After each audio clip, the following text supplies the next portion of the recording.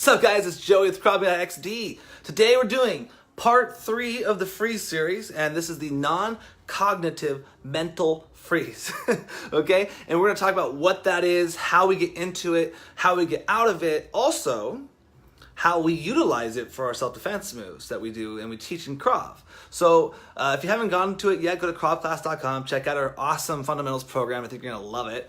Also, to note that we are starting a new program on April 1st, which is Monday, and if you're interested in that, check it out, kravclass.com. So we get people that come to our classes, and basically they want to learn self-defense, very simply put. They learn Krav Maga, how to fight, to defend their families and themselves, and to not be a victim, to be strong, to be a badass, basically. And a lot of times people struggle with jumping into something because, shit, man, it's scary to leave your comfort of your own home and your couch and your Netflix to go into a gym that has people fighting in it that could all probably kick your ass. And are you fit enough to do it? And will you be embarrassed? I get it. Trust me. It's a very hard thing to do. But luckily, the people that actually take the step in to jump into this really love it. Okay, so I just want to throw that out there. Really, we're an awesome place. Everybody's really cool, really friendly. We know all of our students by name. All of our students know all of our students by name. And it's a really fun community. And the fundamentals program is designed to help you get past that issue that a lot of people seem to have. Because once you taste us, you can't go back. So, sorry about that. If you just started with us, go to kravclass.com, check it out. Anyways, back to the topic. Non-cognitive mental freeze. Here's what this is. So far we've gone over the social cognitive freeze. Basically, you're too nice of a person to hit somebody back. Then we went over the tactical freeze. This is a freeze that we do on purpose to analyze the situation. Think of a cat. You know when a cat's crawling to pounce on you, then you look at it and it stops. It doesn't run away. It's not freaking out. It's frozen, not in fear. It's frozen in anticipation to monitor the situation. What do I do now? Should I run away? Should I attack? What should I do? That is what the tactical freeze is essentially. The non-cognitive mental freeze. This is a hard one. This is one that's going to really hurt people over time, but it's also going to help us over time too. Let me show you what this is. We're going to do a whiteboard session. We haven't done that in a while.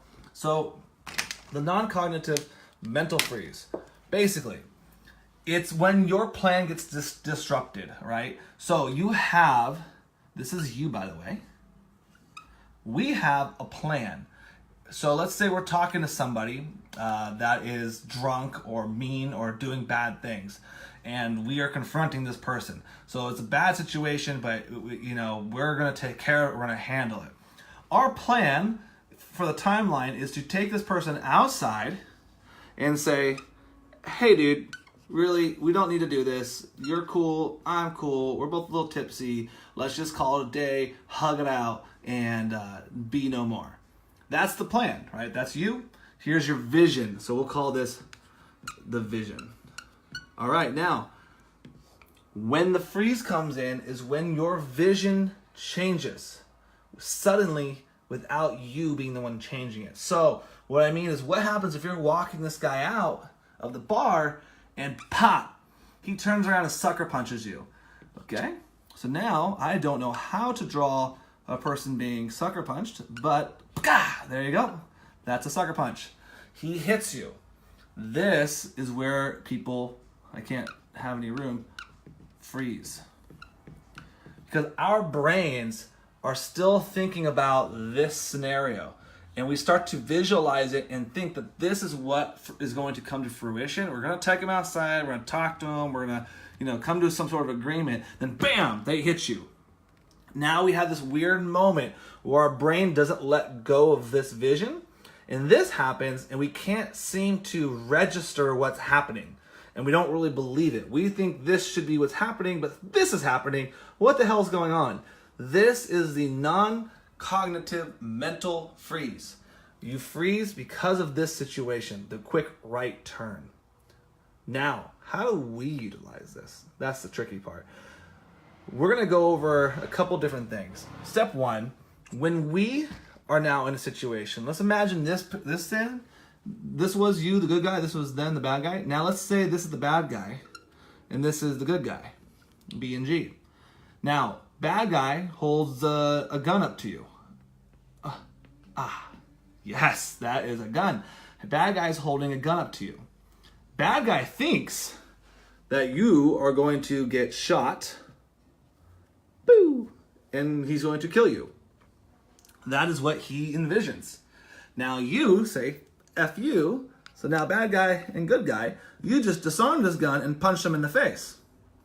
He will be having a non-cognitive mental freeze because you're disrupting what he's envisioning to happen.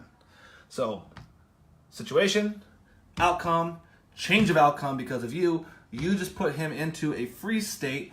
So that's why when we teach combinations, we always say, don't just do, one technique in a combo, continue with more combos, more kicks, more everything, because right now you just opened up a door of badassery. So you start doing your defenses and attacks, this guy's frozen in fear with a non-cognitive mental freeze, and that gives you the opportunity to ride that frozenness and open a door to you kicking their ass and getting out of there alive.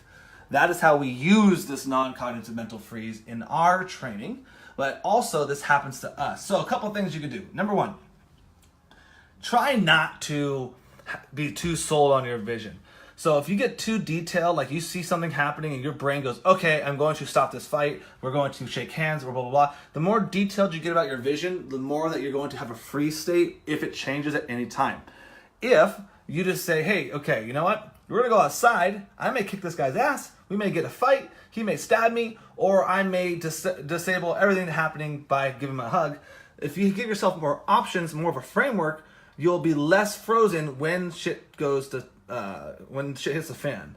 So try not to get too solidified in your visions. Try to just have more of a mental framework for that. Second, one of the ways to get out of a mental freeze like this, and this is also going to be on our next episode for the cognitive freeze, is to do actions. So if you envision this and then this happens and you're frozen and you're just sitting there in fear, one of the ways you can get out of a freeze is by doing actions. So action one, stepping back, putting your hands up, those two actions. So if you do two actions, any actions, that can break the freeze. So then at least the freeze part starts to stop. Now, a lot of times the actions could be punches, which is why we do a lot of combinations. We don't just have you do one punch. We say, hey, let's do combo two punches. And then let's do combo three, so you have 3 punches. Let's make sure you do a punch, kick, knee, punch combo. So that way, at least maybe these 2 first hits will be your freeze breaker. So if you can start to train yourself to do something, to do actions, you're going to be training yourself to get out of freezes. Now, flash. Basically, long story short, make your reflexes action-based. That's what we're doing in training when we're teaching you how to do defenses. When they attack you, if your hands go up, we're going to turn that into an action with the knee or with the punch. That right there turns off the freeze mode. So we're trying to get you in that spot to where you don't freeze as much because you're training, okay? But besides that, guys, that is it for today. If you have any questions, let me know. Go to kravclass.com. What's going on, Joe? Long time no see, man.